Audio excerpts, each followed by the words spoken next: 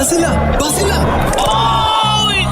Los accidentes ocurren en cualquier momento. Afíliate a Emergencias Médicas al 2290-4444 y aprovecha los nuevos servicios que tenemos para vos. Conversemos. Emergencias Médicas, un médico a tu lado. Recordemos que nuestro fútbol viene del papá con sus hijos, del chifrijo de medio tiempo, de esa afición que llora y celebra cada gol. Viene del amor por los colores y de nuestro paraíso. Los matagigantes nacen de las mejengas en la calle y de jugar en la playa hasta que la vista aguante. Ahora que vas a vivir el fútbol, que no se te olvide de dónde viene. Viene de Costa Rica. ICT. Vamos a turistear. El bien despierta en vos cada día. ¿Por qué crees que vivir en bienestar es posible para todas las personas? Porque para hacer el bien, proteges con dedicación el futuro, pero también cuidas con amor las raíces que nos sostienen. Esa ilusión que te mueve a sonreír cada día, porque sabes que el bien que haces hoy regresa a vos siempre. Junta de Protección Social. Jugá responsablemente, jugá para hacer el bien. WhatsApp, Programa Horizontes, 83 41 41 42. Envíenos sus comentarios, noticias, audios y videos al WhatsApp, Programa Horizontes, 83 41 41 42.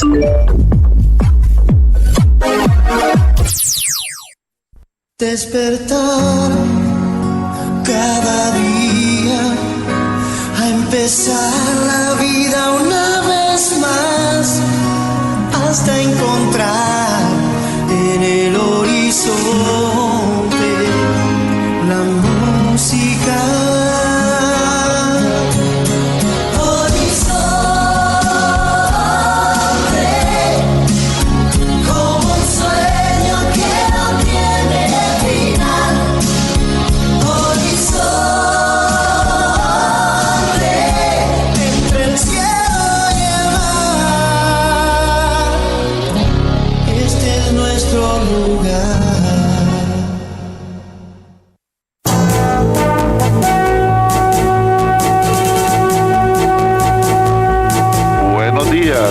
Buenos días a nuestro compañero Alex Morales en los controles principales.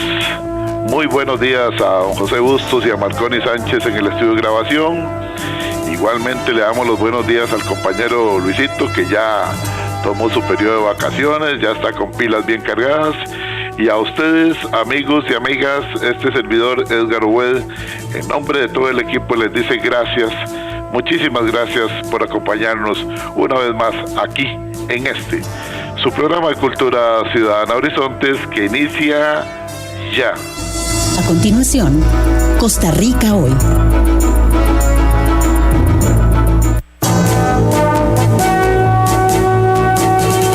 Gracias, amigas, gracias, amigos, por acompañarnos en esta hora de Democracia Radial, como es Horizontes, su programa de Cultura Ciudadana, donde no le decimos cómo pensar, donde no le decimos cómo opinar.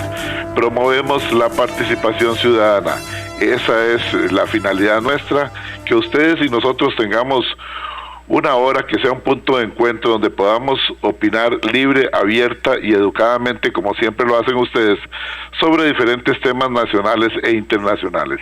Aquí no pretendemos decirle a usted cómo pensar, no pretendemos decirle a usted cómo opinar, no. Dejémosle eso a otros medios que durante años nos han estado bombardeando para que pensemos idéntico como piensan ellos. Más bien nos gusta cuando algunos de ustedes piensan diferente. ¿Por qué? Porque en la diversidad de pensamiento está la riqueza de una sociedad, y entonces quizás la manera de pensar suya me haga entender a mí algo que yo no entendía, o alguno de las personas oyentes, quizás lo expresado por nuestro invitado nos haga comprender la realidad de un tema en particular. Así es que aquí nadie le está diciendo que tiene que pensar igual, no, eso no nos interesa a nosotros. Les recuerdo que ustedes pueden participar a través de la línea de WhatsApp 83414142, solamente con mensajes de texto, por favor, que quede muy clarito, porque obviamente no podemos estar escuchando audios mientras estamos al aire. Así es que WhatsApp para mensajes de texto, para reportes de sintonía y que vayan conforme va avanzando el tema participando con sus ideas y sus posiciones. 83414142. Ese es el número de WhatsApp nuestro que queda a disposición de todas y todos ustedes. Si no lo tiene, anótelo. 83414142. Finalmente, usted nos escucha a través de 96.3, Radio Centro para todo Costa Rica, pero si tiene que apartarse de su aparato de radio, no se preocupe. Puede escucharnos en cualquier parte del mundo por medio de la red social de Facebook. Ingrese a Facebook, búsquenos en Facebook como Programa Radial Horizonte. La dirección es muy sencilla, facebook.com/inclinada Programa Radial Horizontes, todo pegadito lo último, facebook.com/inclinada Programa Radial Horizontes. Ingrese ahí, dele seguir, dele me gusta para que durante el día vaya recibiendo usted audios, videos, noticias que nuestro compañero Luisito, a nombre de todo el equipo del programa de Cultura Ciudadana Horizontes, va publicando. Luego sencillamente le da un clic a la imagen de nuestro invitado que ya está con nosotros y ahí le hemos dejado el link, el enlace para que nos escuche desde su tablet, su computadora o desde su teléfono celular en cualquier parte donde usted se encuentre. Bien, amigos, vamos a iniciar el programa de hoy. Un tema muy interesante. Hoy está con nosotros el doctor Walter Rubén Hernández Juárez. Con él vamos a hablar sobre algo muy interesante, realmente, y que preocupa mucho, realmente preocupa muchísimo el tema, que es la seguridad ciudadana en Costa Rica, una situación de años que estalló. Bueno, ustedes dirán, sí, ¿quién es el responsable? Bueno, yo creo que más que los responsables, que son muchos, algunos, como lo he venido diciendo yo y lo voy a reiterar una vez más, algunos de los que hoy día salen allá en los medios de comunicación, que andan buscando a periodistas y programas para que los entrevisten, con el mismo discurso de cuando estaban con sus nalgas ahí en la silla de ministros de seguridad.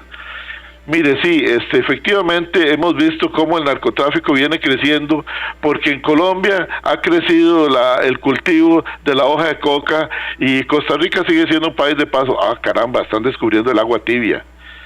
Bueno, y cuando estaban ahí con sus posaderas, nunca hicieron nada para detenerlo eficaz y eficientemente. En algunos casos, unos se dedicaron solamente a hacer un club de amigos ahí, nada más, en el despacho.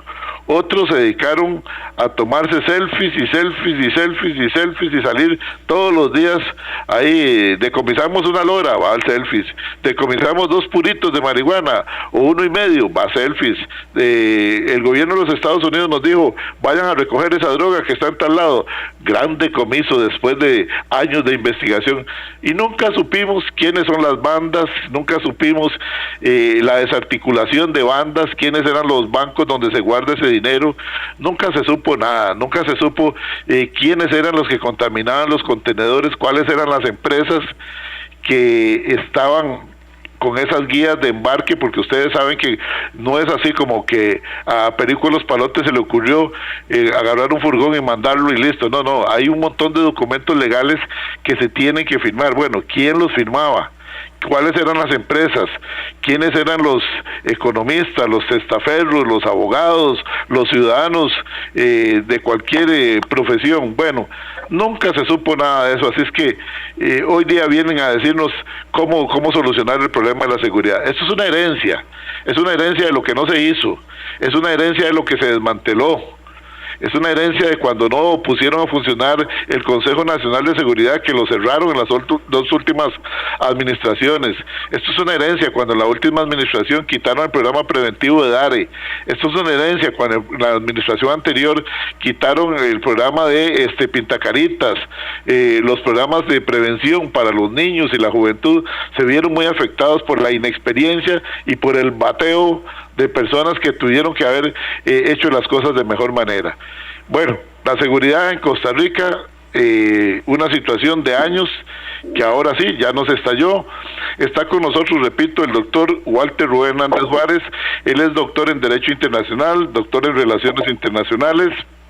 Don Walter ha estado como viceministro de Justicia, estuvo también en el Consejo Nacional de Seguridad, fue el corresponsal en jefe del Instituto Latinoamericano de la Prevención del Delito y Tratamiento de la Delincuencia en Argentina, Uruguay y Paraguay.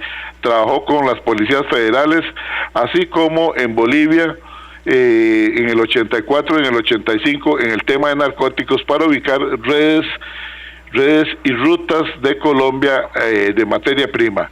Bueno, como ustedes se darán cuenta, tiene una vasta experiencia, un entrenamiento policial y miembro de la Unidad Especial de Paracaidistas y el Comando del Ejército de Argentina.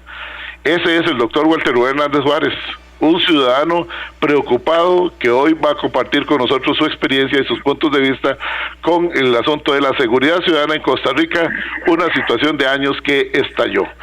Doctor Walter Rubén Hernández Juárez, gracias por iniciar la semana con nosotros, gracias por ayudarnos a entender este tema, seguridad ciudadana en Costa Rica, una situación de años que estalló. Bienvenido a Horizontes. Muchísimas gracias, Edgar, muy buenos días, feliz año para usted y para todos los oyentes. Igualmente. Pues sí, efectivamente tenemos una situación, en realidad no es nueva, es decir, en el país hemos venido teniendo un deterioro muy grande en el tema de la seguridad, y no es porque no haya habido preocupación, la preocupación siempre ha estado ahí, las denuncias siempre han estado ahí, las críticas, las propuestas, pero lo que ha faltado, en mi opinión, es una cohesión de los diferentes sectores sociales y políticos y económicos del país, una solicitud más fuerte de esto que llamamos pueblo, de la sociedad civil, para exigir que realmente se lleven adelante las cosas que se proponen, porque se hacen reuniones, se hacen congresos, se hacen conferencias, y a la hora de llegada se toman resoluciones que quedan muy lindas en el papel y en el discurso de cierre antes de tomarse el brindis y la cena, pero que luego no le dan seguimiento, entonces no se llevan a la práctica. Lo otro también que hemos tenido es que a raíz de la enorme improvisación que se produce muchas veces en los cambios de gobierno o durante los gobiernos, las personas llegan y toman políticas o toman decisiones políticas, dan giros de 180 grados y no hay una línea, no hay un norte, no hay una cohesión. El otro día escuchaba yo una entrevista, creo que fue en este mismo programa, que le hacían al director y viceministro de la Fuerza Pública, don Daniel Calderón, donde decía que bueno, que le achacan toda seguridad pública, y no es así. Es que el tema de la seguridad ciudadana es un tema que es un tema de Estado, es un tema que hay que verlo de manera integral. Si alguien cree que la seguridad ciudadana la va a poder atender, la va a poder resolver el Ministerio de Seguridad Pública, perdone, pero no tiene absolutamente nada de conocimiento del tema, ni de lo que es la realidad mundial y nacional. Porque la seguridad ciudadana en realidad es una acción que debe ser integrada y que debe desarrollar el Estado, con la colaboración de la ciudadanía y de otras organizaciones de interés público. ¿Para qué? Básicamente para asegurar la convivencia y el desarrollo pacífico. ¿Y qué es lo que se busca con eso? Erradicar la violencia. Básicamente se trata de eso. Seguridad ciudadana sería básicamente eso. Entonces también tenemos que ser realistas en otro punto. Va a ser imposible que se logre una sociedad perfecta donde no haya delitos. Delitos siempre va a haber. Lo que pasa es que tenemos que buscar la forma en que eso pueda ser controlado, es decir, eso pueda ser investigado, pueda ser combatido, y lo más importante, que es una de las áreas donde ahora estamos tomando conciencia, a pesar de que hace muchos años se viene diciendo que debemos invertir montones, que es la prevención. En tal sentido, yo quiero decirle que le doy la razón a lo que decía el otro día el oficial Calderón, el viceministro Calderón, de que se necesita una mayor articulación de los diferentes sectores del gobierno, y no solamente del gobierno, significa una mayor articulación de parte de los tres poderes del Estado, porque hay que crear políticas públicas y políticas de Estado, políticas que no puedan ser variadas fácilmente por el gobierno de turno, porque en esto es importante que la gente entienda que por política de Estado entendemos algo que está plasmado de tal manera en la legislación, incluso a veces hasta a nivel constitucional, como nos ocurre en algunas áreas como la seguridad social o el tema de la protección de la niñez, el tema de la explotación de los recursos hidroeléctricos o eléctricos del país, etcétera, y eso significa que el gobierno de turno, sea de la orientación política que sea, no puede dejar de atender ese rumbo. Tiene una hoja de ruta trazada, que eso es básicamente lo que hace una constituyente o una reforma de la Constitución, establecer una línea de ruta, mientras que las políticas de gobierno, el gobierno llega, asume y usted los ve, quitan, ponen ministros, crean ministerios, toman un día una decisión y a los 3 meses dan una vuelta a 180 grados y agarran para el otro lado. Entonces eso genera un verdadero desorden y un verdadero caos, y a veces es necesario en algunas áreas que el gobierno tome decisiones drásticas, yo eso lo entiendo, pero esta es una materia muy delicada. ¿Por qué? Porque estamos hablando de que esto requiere coordinación, y no es solamente el Poder Ejecutivo. Aquí es vital en la Asamblea Legislativa, y uno también sabe que como cada 4 años cambiamos los diputados, no todas las personas que llegan a la Asamblea Legislativa tienen los conocimientos técnicos en la materia, tienen la preparación jurídica en el tema de elaborar leyes en materia penal, y no todas las personas responden a los mismos propósitos. Por eso es imprescindible el tema de la comunicación, el tema del diálogo, el tema de debatir las ideas y el tema de elaborar en conjunto ciertos proyectos que puedan ser debatidos y puedan realmente llegar a resolver algunas situaciones o dar las herramientas para que se resuelvan en la práctica las situaciones. En tal sentido también es vital la participación del Poder Judicial. El Poder Judicial, donde tenemos por supuesto el tema de los magistrados, tenemos el tema de la judicatura, tenemos el Ministerio Público, y con el Ministerio Público tenemos la Policía Investigativa, que es el organismo de investigación judicial.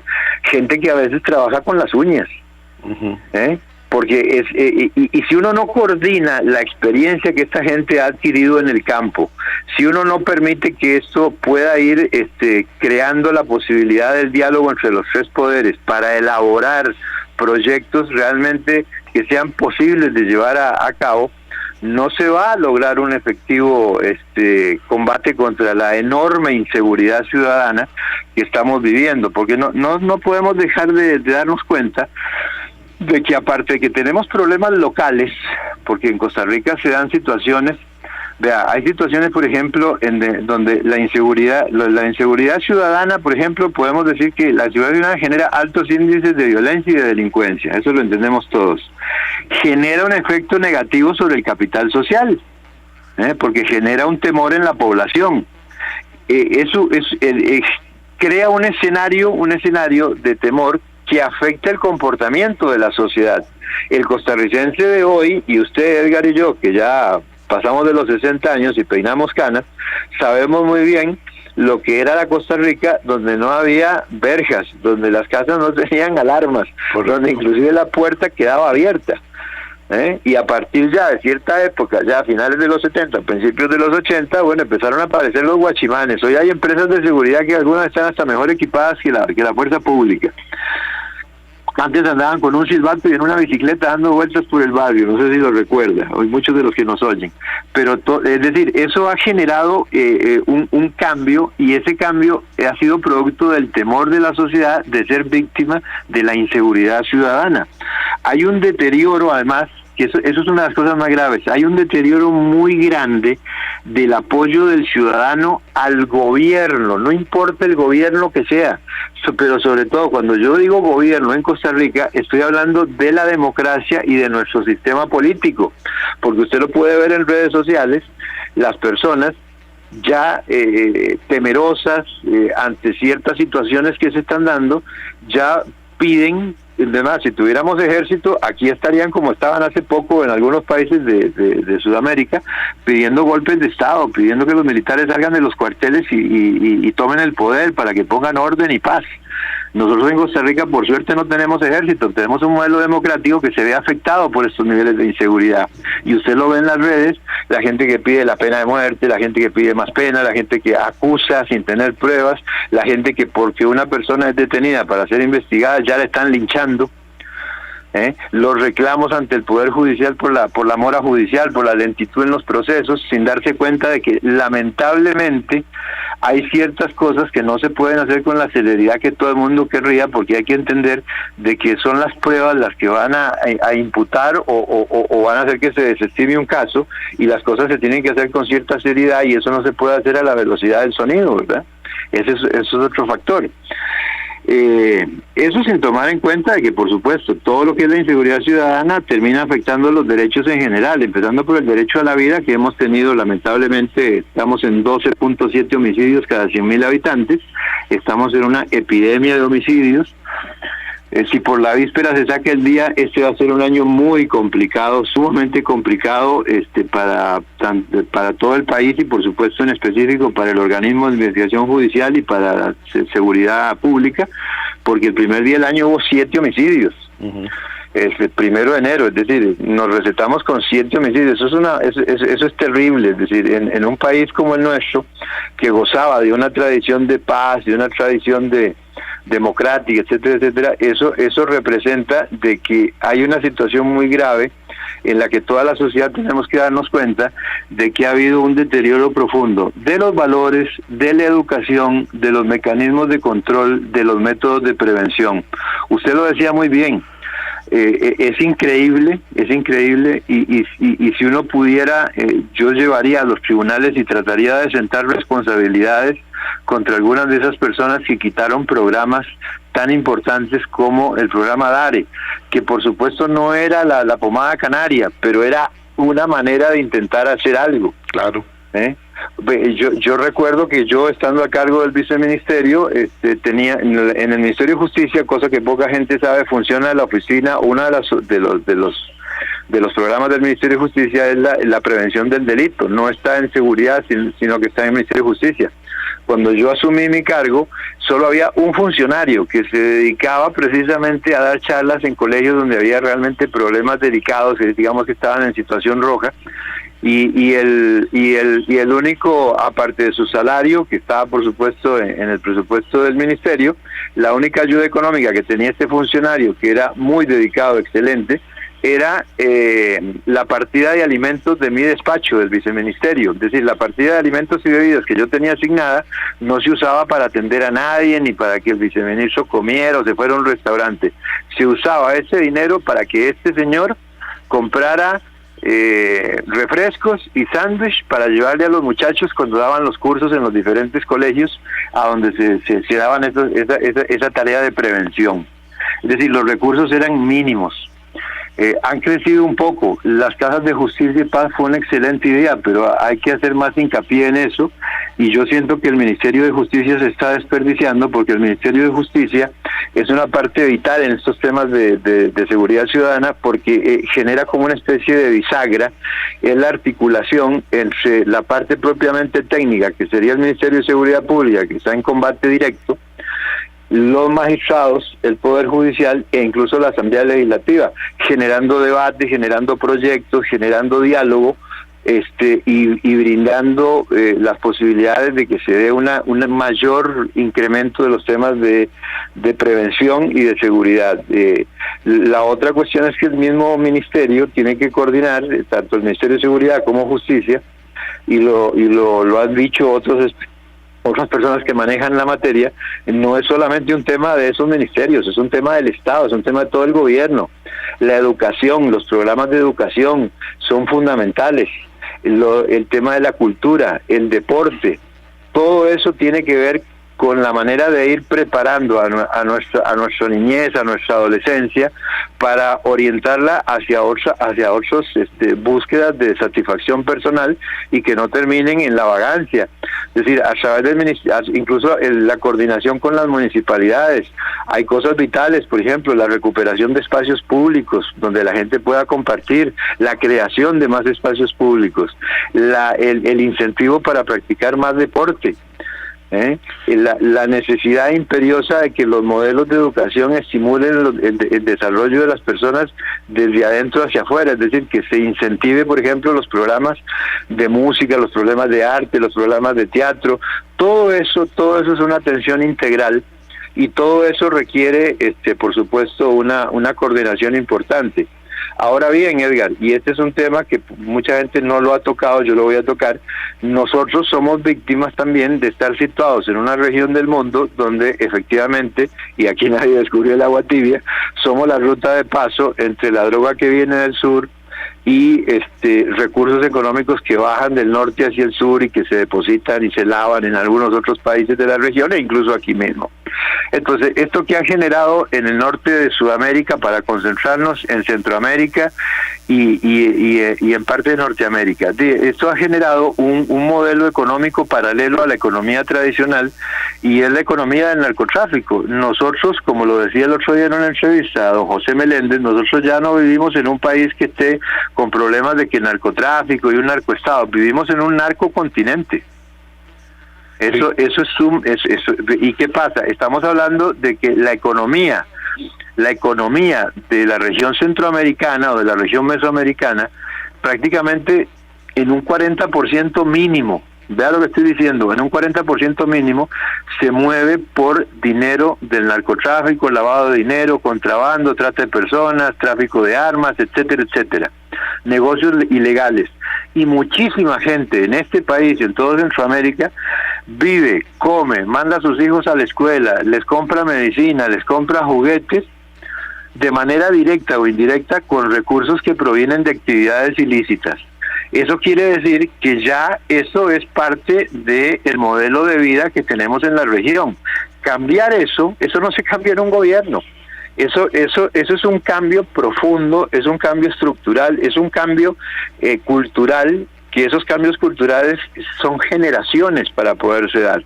Y posiblemente lo que hoy nos parece o es un delito, no es que nos parezca, sino que lo que hoy es un delito, dentro de 40 o 50 años ya no lo sea. Posiblemente muchas de las maneras en que hoy se cometen los delitos o el tipo de drogas o estimulantes que se utilizan ya no van a existir o van a estar legalizados o van a estar supervisados, pero van a aparecer otras modalidades. Mucho del capital que generó la violencia en Colombia y en México en los años 80, 90 y que la sigue generando, sin embargo se ha ido transformando a actividades lícitas.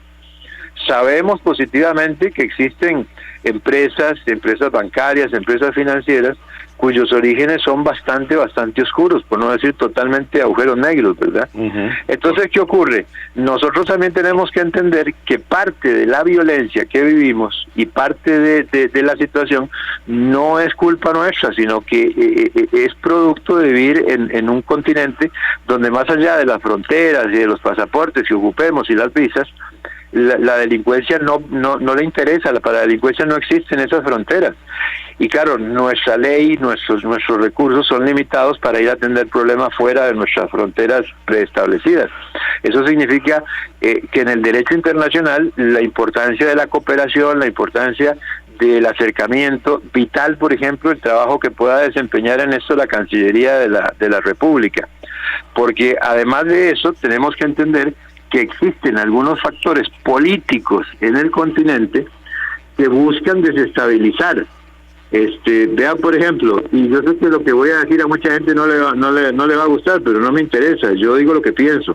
Los miembros del Foro de Sao Paulo tienen un objetivo que es la corrupción y el debilitamiento de las instituciones policiales y militares en todo el continente, a fin de que los objetivos políticos y económicos, junto con el narcotráfico, inclusive con grupos extremistas de fuera del continente, tengan éxito.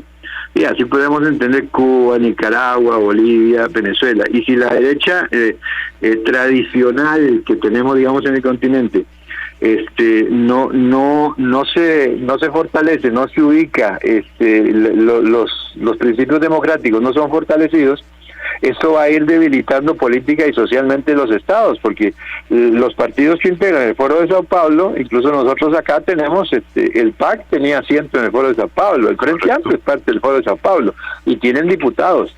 y usted ve, por ejemplo, proyectos de ley que se presentan a favor de mejorar ciertas cosas en la población, que son obstaculizados por esos grupos, como está pasando ahora con el tema de los trabajadores independientes, que viven un verdadero calvario, porque al final ni están cubiertos por la caja, no se les permite asegurarse, y tenemos más de 1 millón de personas en una situación que están en un limbo jurídico, siendo que la seguridad social del país se supone que es para todos, de acuerdo con el artículo 73 de la Constitución Política. Un diagnóstico muy claro, doctor Walter Hernández Juárez. Viera la cantidad de comentarios que tenemos ya por acá, perdone que lo interrumpiera, pero nos dicen que hay que ir al corte a la cabina central. Perfecto. Vamos a ir a un corte a la cabina central y cuando regresemos venimos con algunos ejemplos de lo que se debería de hacer, o por lo menos desde la perspectiva suya, ¿qué se debería de hacer? ¿Cuál es la realidad que tenemos nosotros? Esa sensación que tenemos los ciudadanos, en algunos casos nunca se puede generalizar, de un país sin ley donde vemos que una persona entra y sale,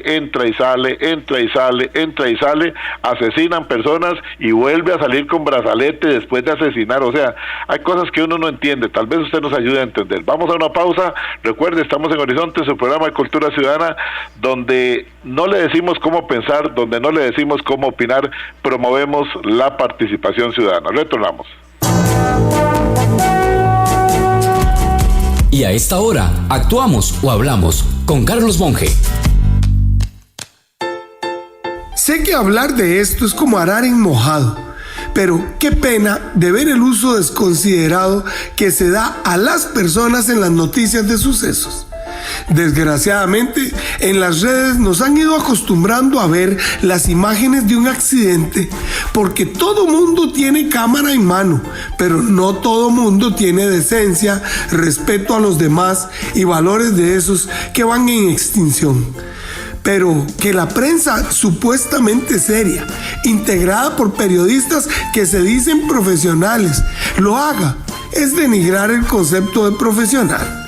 Escuchen esta descripción: desmembrado y esparcido. Así quedó motociclista tras aparatoso choque. Piense que es la noticia que usted recibe de su hijo, esposo o hermano. ¿Cómo se sentiría? Con solo que diga fallece motociclista en aparatoso accidente, ya sería noticia dura para usted. Ahora con el desmembrado y esparcido de CR Hoy, ni le digo. Y esto es solo una minúscula muestra. Estoy seguro que ustedes recordarán imágenes y descripciones periodísticas mucho más lamentables, como algunas relacionadas con ataques sexuales a mujeres, crímenes de bandas, etc. Cierto es que lo sucio y desagradable que produce la sociedad no se puede evitar porque es algo real, pero no hay por qué divulgarlo. Se puede actuar del mismo modo que utilizamos en los servicios sanitarios, con limpieza confidencial y buen depósito de los excrementos sin exponerlos a la vista de todo el mundo. Claro, para eso se requiere educación y consideración para los demás, y no sé si los que están haciendo de periodistas tengan esa formación. Ahora, la novela de Carlos Monge, Ana y el Mandadero del Irenes, ya se encuentra disponible en las librerías Lehmann y Librería Francesa en Barrio Escalante. Recuerde que esta novela, así como el libro de cuentos Sueños y Verdades, puede adquirirlas en versión digital en Amazon o solicitándolo al 7114-0157. Si desea volver a escuchar este mensaje o compartirlo, encuéntrelo como Carlos Monge Consultoría en Spotify y Facebook. Carlos Monge te presentó Actuamos o Hablamos. Recordemos que nuestro fútbol viene del papá con sus hijos, del chifrijo de medio tiempo, de esa afición que llora y celebra cada gol. Viene del amor por los colores y de nuestro paraíso. Los matagigantes nacen de las mejengas en la calle y de jugar en la playa hasta que la vista aguante. Ahora que vas a vivir el fútbol, que no se te olvide de dónde viene. Viene de Costa Rica. Ícete, vamos a turistear. El bien despierta en vos cada día. ¿Por qué crees que vivir en bienestar es posible para todas las personas? Porque para hacer el bien, proteges con dedicación el futuro, pero también cuidas con amor las raíces que nos sostienen. esa ilusión que te mueve a sonreír cada día, porque sabes que el bien que haces hoy regresa a vos siempre. Junta de Protección Social. Jugá responsablemente, jugá para hacer el bien. WhatsApp, programa Horizontes, 83 41 41 42. Envíenos sus comentarios, noticias, audios y videos al WhatsApp, programa Horizontes, 83 41 41 42.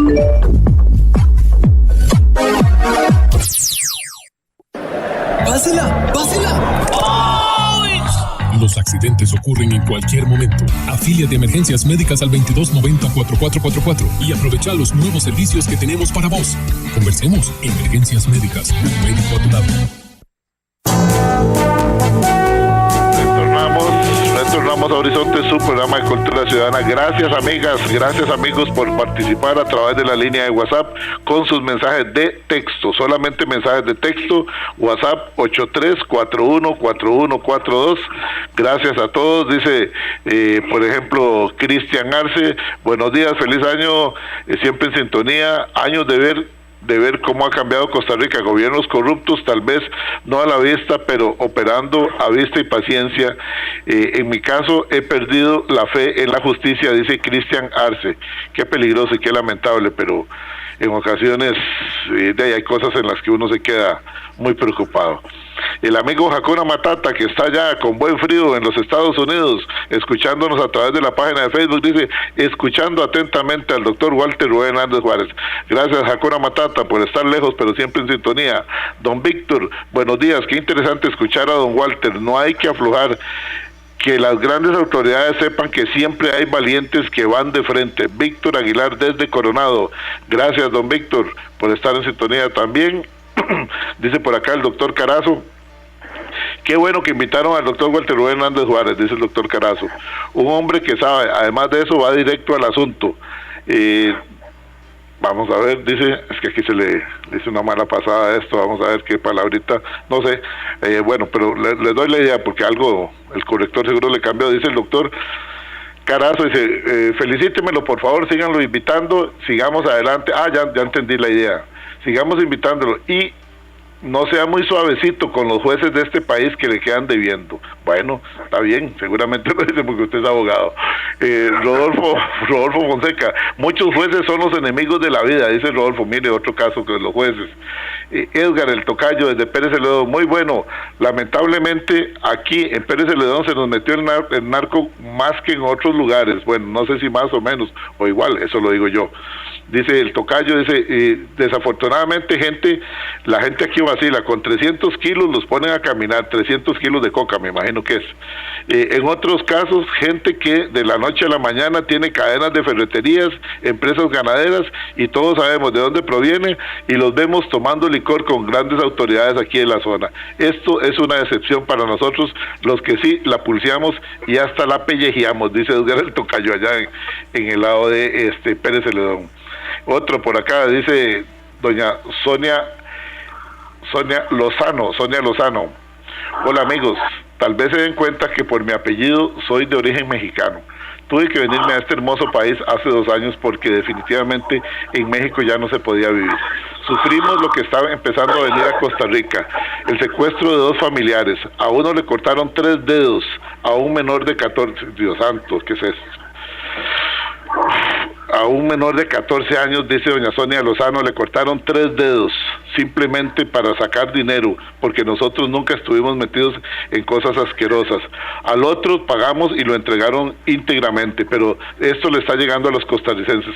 Lástima, tienen un país hermoso, por eso me vine a vivir aquí, pero hay que cuidarlo. Los felicito por este tipo de denuncias y de propuestas, y hay que llamarle atención a las autoridades, porque muchos, desgraciadamente, o son incompetentes o empiezan a flaquear por amenazas o por el dinero. Bueno, Sonia Lozano, que vive en México, se vino de México para Costa Rica. Vienen otros mensajes por acá. Dice por acá Luis Bonilla Guzmán, hace unos días cuando participó el ministro de Seguridad, hace algunos comentarios que no salieron al aire. El señor ministro debe preguntarse ¿por qué ponen, don Luis Bonilla, los pongo en conocimiento, trabajó durante muchos años en la Fiscalía de la República, ¿ok? Es abogado de profesión, un excelente profesional. ¿Por qué ponen a caminar a los detenidos? Dice don Luis Bonilla. Tendrán que revisar los procedimientos de la policía y el Ministerio Público.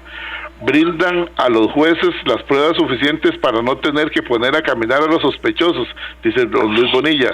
Respeto mucho al señor ministro, pero eso de que la judicatura se debe alinear, entre comillas, y debe tener mano dura, entre comillas, son expresiones muy peligrosas en una democracia. La judicatura debe respetar la Constitución y la ley, no debe alinearse con nada ni con nadie, no se debe dar un mensaje equivocado sobre la judicatura. Bueno, y casualmente le habíamos mandado a don Luis, y tal vez ustedes vieron bueno, vamos a decirlo como dicen los abogados, a un sospechoso de agredir a una autoridad, donde agarra y vapulea a un policleto en pleno centro de San José. Mientras a uno lo tienen acorralado por otro lado, hay un policleto que quiere detenerlo, logra quitárselo, lo vapulea, y ayer nos llegó este comunicado por parte del Ministerio de Seguridad Pública. Aquí es donde uno no entiende, don Luis, y yo entiendo lo que usted dice, y en este programa hemos apoyado y seguiremos apoyando el Poder Judicial, que es pilar de la democracia de Costa Rica.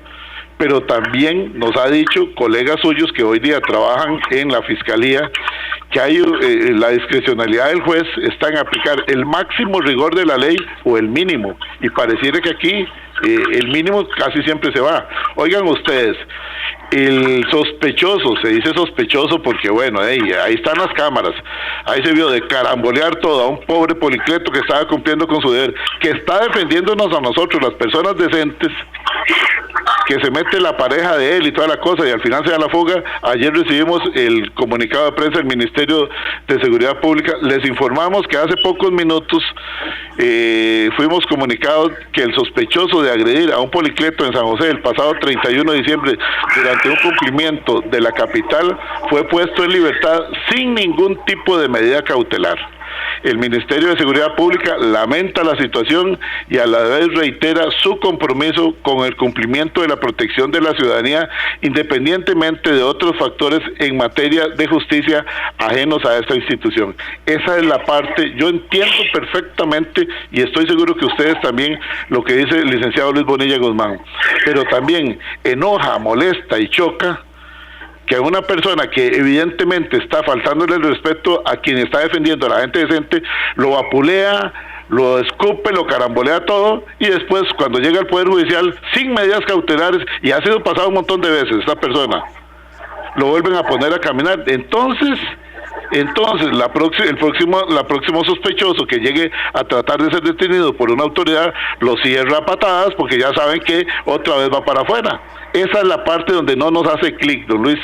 Sinceramente tengo que expresarlo así. Tiene razón usted, pero también tienen razón los policías, que se ven frustrados cuando los cierran a patadas. Y a la hora de presentarlos ante la justicia, no, váyase tranquilo. ¿Cómo queda el papel de un policía ahí? La moral por el suelo, además de los moretones, y decepción para todos nosotros los ciudadanos decentes. Habría que ver algo ahí, un punto intermedio. Don Rafael Ángel Guillén Elizondo, gracias por escucharnos y gracias por el saludo. El exdirector del OIJ, este señor sí es de los que trabajó, ahí sí puedo decirlo yo. No otros figuritis que nada que ver. Bueno, viene por acá una pregunta que le hacen a don Walter, una consulta: ¿qué pasa con los condenados por tráfico de marihuana si se legaliza? La pregunta es válida. Gracias, don Víctor, por esa pregunta. Don Walter, respondámosle a don Víctor, ¿qué opinión le merece a usted esa consulta? Bueno, vea, en caso de que se legalizara el consumo de marihuana, me imagino la avalancha de recursos de revisión de personas que han sido condenadas por el tráfico de la sustancia. Lo que pasa es que habría que esperar el momento a ver cuál sería la forma en que van a proceder en la sala tercera para resolver, y eso va a ir marcando ya una pauta de jurisprudencia.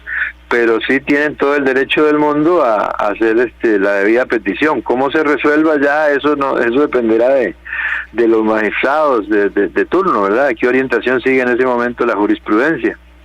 Por otro lado, quería hacer un breve comentario sobre lo que usted estaba diciendo sobre el tema de personas como esta que le dieron una paliza a este policía y que después resulta que salen libres sin ninguna medida cautelar. Aquí tenemos que entender una cosa, es caminar sobre el filo de la navaja, tratar de entender la relación y la coordinación que se tiene que dar entre la actuación policial y lo que tienen que presentarle al Poder Judicial para que el Poder Judicial pueda actuar. Los jueces tienen cierta discrecionalidad. Y yo debo decir que aquí en Costa Rica encontramos jueces de todo tipo. Hay jueces que aplican la ley de la manera más rígida posible, hay otros que no lo hacen. Además tenemos otra situación que no es solamente culpa de la judicatura. Tenemos también que la Fiscalía o el Ministerio Público es la que tiene que presentar el caso y a veces no se hace de la mejor manera. Y también tenemos otra situación.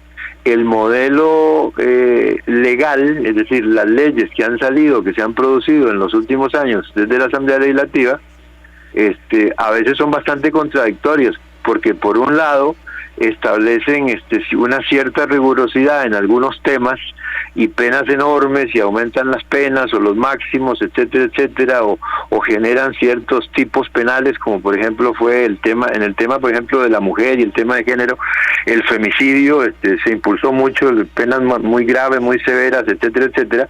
En otras áreas más bien ha sido al revés, entonces hemos tenido un modelo garantista, hemos tenido algunos doctrinarios nacionales y sobre todo extranjeros que han influido en nuestro modelo jurídico. Y yo lo que detecto ahí es lo que le decía al principio, de que si nosotros queremos atender la grave situación de la parte del planeta donde estamos viviendo y la grave situación nacional, necesitamos una mayor coordinación y una mayor articulación entre los diferentes actores. Eso significa los tres poderes y dentro de los poderes una articulación realmente responsable. Entre por ejemplo en el Poder Judicial la Corte a veces es como una torre de marfil, la Corte plena, parece que no entendiera lo que está pasando con los jueces o con los fiscales, e inclusive también con la gente del organismo de investigación judicial. El manejo de los recursos es terrible. En la Asamblea Legislativa poner de acuerdo a 57 personas y tener un equipo de asesores realmente preparados no ha sido sencillo. Ha habido un fuerte deterioro de los conocimientos y de la preparación de las personas que llegan a la curul. Le puedo decir, por ejemplo, de que actué como asesora ad honorem en algún momento en los años 80 del diputado José Miguel Corrales, cuando estaba en la segunda comisión de narcotráfico, y el nivel de los diputados que la integraban era muy diferente a lo que vimos, por ejemplo, en la legislatura, en la Asamblea Legislativa pasada, donde inclusive el presidente de la comisión resultó que estaba involucrado en un tema que está en investigación, un diputado del Partido de Liberación Nacional de la zona sur. Entonces, las cosas han cambiado mucho. Y en el Poder Ejecutivo, definitivamente que falta una coordinación mucho más grande entre los diferentes ministerios para atender el problema de manera integral. Y en este caso concreto de este gobierno, que apenas tiene 8 meses, yo le diría de que el Ministerio de Justicia tiene que jugar un rol mucho más importante para ayudar precisamente y colaborar con Seguridad Pública para coordinar una serie de temas vitales, ¿verdad?, que van desde la seguridad jurídica, la seguridad ciudadana propiamente dicha, atender los temas de inseguridad, los problemas que hay en las cárceles. Hasta el momento el ministerio, lamentablemente, salvo capturar algunas armas y capturar un poco más de celulares, hay un montón de cosas que no se están atendiendo convenientemente. La parte de prevención y el registro público también, el registro de la propiedad. No, el registro de la propiedad, hay serios problemas. La Procuraduría es un ente que depende, es parte del Ministerio de Justicia administrativamente, por supuesto que goza de su independencia a la hora de emitir sus criterios, etcétera, etcétera, pero también, es decir, el ministerio es un ministerio muy complejo, ¿verdad? No está hecho para buscar celulares. Por otro lado, me preocupa muchísimo también, trascendiendo lo que es el gobierno, la sociedad civil, los medios de comunicación, los grupos de presión política propiamente dicho, cooperativas, sindicatos, cámaras empresariales, medios de prensa tradicionales y no tradicionales. Vea usted, por ejemplo, esta situación que se ha producido, que no deja de ser que esto genera inseguridad. Lo que yo le decía antes, ¿qué pasa cuando no hay seguridad? El ciudadano empieza a sentir temor, el ciudadano se refugia, el ciudadano empieza inclusive a renegar del modelo democrático. Situaciones como, por ejemplo, la que ha pasado con este tema de los troles es lamentable, y en mi opinión ha sido un manejo muy raro de algunos medios de prensa tradicionales. En las redes se escucha cualquier cosa, eso seguro, sí, pero ha sido, a mí me preocupa que ha habido de parte de algunos políticos, de parte de algunos funcionarios, como por ejemplo diputados que pueden emitir criterios, etcétera, etcétera, e incluso de algunas personas que son especialistas en opinar en los medios de comunicación en temas de diversa índole política. A mí me preocupa de que algunos de estos troles, por ejemplo, se les ha dado una credibilidad. Por supuesto que a la larga, si esto se investiga, que yo no confío mucho en las comisiones legislativas, sinceramente, no es que desconfíe totalmente, pero se han ido teñiendo de muchos colores extraños en los últimos años. Tengo mucha más confianza y fe en una investigación de tipo ya jurídico, seria, claro, llevada adelante por la regla, pero a mí lo que me preocupa es que le han dado una credibilidad a estos individuos que se autodenominan troles, porque esos son sicarios de la política. Así es. Sí, básicamente son mercenarios, ya no son ni mercenarios, son sicarios. Al mejor postor, entonces ataco a ataco al otro, le levanto la imagen a porque me pagan. Entonces, ¿y cómo yo le voy a dar credibilidad? Empezando, prima facie, le voy a dar credibilidad a un individuo de estos cuando atacan, por ejemplo, a una ministra de Estado. Y conste que yo aquí en este mismo programa he criticado a la señora ministra de Salud en su momento. ¿Y cómo van a criticar, por ejemplo, a una dama tan prestigiosa como doña Pilar Cisneros, que independientemente de que uno tenga sus ideas diferentes en varios temas de política, pues es una señora seria, es una señora que prácticamente logró que el señor Rodrigo Chávez pasara a la primera ronda para llegar a ser presidente de la República en la segunda? Una persona seria, una persona que goza de credibilidad con el pueblo, y a la hora de llegar resulta que en algunos medios cuestionan y le dan el mismo valor a lo que diga uno de estos individuos que reconocen abiertamente que son mercenarios de la política y de los medios de comunicación frente a una diputada nacional. Eso no puede ser. Es decir, todo esto requiere de más seriedad, requiere de un trato más objetivo, requiere de que la gente se detenga un poquito y piense. Yo no tengo la pomada canaria, yo no soy dueño de la verdad absoluta, pero la única forma de ir mejorando la seguridad es primero hacer una revisión a lo interno y tener conciencia de que nosotros necesitamos solidificar, necesitamos fortalecer las bases de nuestro modelo democrático. De lo contrario lo vamos a perder. No lo vamos a perder mañana, no lo vamos a perder en este gobierno, pero en el año 2040, el año 2050, esto no va a ser la Costa Rica que todos nosotros anhelamos vivir y que deseamos para nuestros hijos y nuestros nietos. Nosotros tenemos que ser conscientes, la seguridad es un asunto de todos. Por supuesto que algunos tienen responsabilidades específicas y serias y deben cumplirlas, ¿verdad? Y hay que saber rendir cuentas. Ese es uno de los temas grandes. En este país la gente no rinde cuentas. Usted lo señalaba muy bien. Bueno, estamos en los minutos finales, sin embargo, hay una consulta aquí que nos hacen. Y viene relacionada con eso. Dice, son diferentes las instituciones que participan en el tema de la seguridad, como bien lo expresa el doctor Hernández. Dice, sin embargo, hay sensaciones que uno dice, bueno, ¿qué pasó? ¿Se les acabó las baterías o encontraron un problema tan grande que mejor, como lo acaba de decir él, dejamos ese hueco negro? En el caso de lo que dijo Rodrigo Chávez cuando era ministro de Hacienda, que 22 puntos porcentuales eran del Producto Interno Bruto, provenían del lavado de dinero, nunca ha hecho absolutamente nada por descubrir y señalar a los culpables de eso. Eso es una sensación que nos queda a nosotros de que o descubrir una torta muy grande y no se compra la bronca, o definitivamente no era cierto. Bueno, yo creo que sí es cierto lo que dijo don Rodrigo. Nos quedan 2 minutos, don Walter, se lo cedo. Bueno, gracias. Vea, yo creo que no solamente era 22%, ahora es mucho más. Claro, claro. Incluso en ese momento, posiblemente con los elementos que tenía a mano y trató de ser objetivo, habló de un 22%, pero en realidad uno sabe que gran parte de la economía, de manera directa o indirecta de este país, se mueve por eso. Hay mucha gente que recibe dinero y que cobra y atiende sus necesidades básicas sin saber sin saber que realmente está trabajando de manera indirecta para alguna organización que no está dentro de del marco de la ley.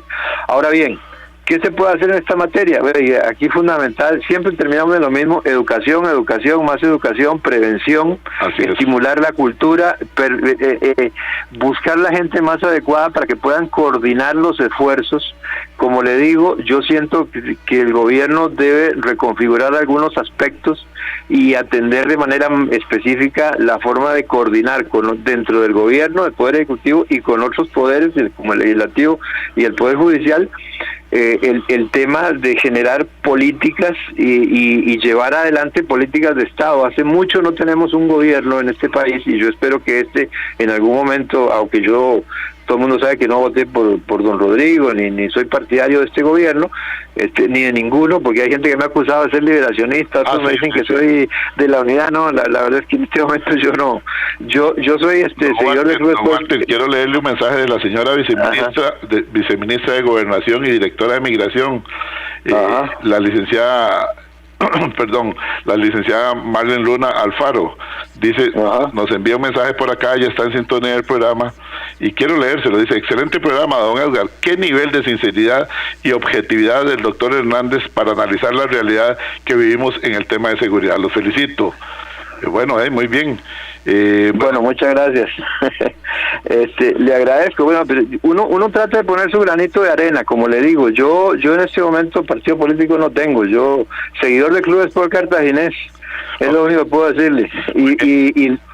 Y para terminar, Edgar, insisto, más coordinación, más estudio, y tratar de generar, ojalá que en este gobierno podamos generar políticas viendo hacia el futuro, porque en los últimos 3-4 gobiernos lo que hemos tenido es inmediatez, y necesitamos algo que nos diseñe qué Costa Rica queremos, no en 50, pero qué Costa Rica queremos en 15 años. Excelente. ¿Dónde vamos a estar en 15 años? Bien, doctor Walter, a la orden. Gracias, doctor Walter Hernández Juárez. El tiempo se nos fue. Este programa estará en unos 40 minutos en el Facebook de Programa Horizontes Costa Rica, Programa Radial Horizontes, y en el canal de YouTube Programa Horizontes Costa Rica. Buenos días y hasta mañana. ¡Pásela! Los accidentes ocurren en cualquier momento. Afíliate a Emergencias Médicas al 2290-4444 y aprovecha los nuevos servicios que tenemos para vos. Conversemos. Emergencias Médicas, un médico a tu lado. Recuerde, todos los martes, aquí en Horizontes, su programa de cultura ciudadana, a las 7:20 de la mañana, el programa La Voz Médica. Todos somos Unión Médica. Unión Médica Nacional. Somos el sindicato de los médicos y cirujanos de Costa Rica. Unión Médica es orgullo nacional. TIGC Centro 96.3. Póngala.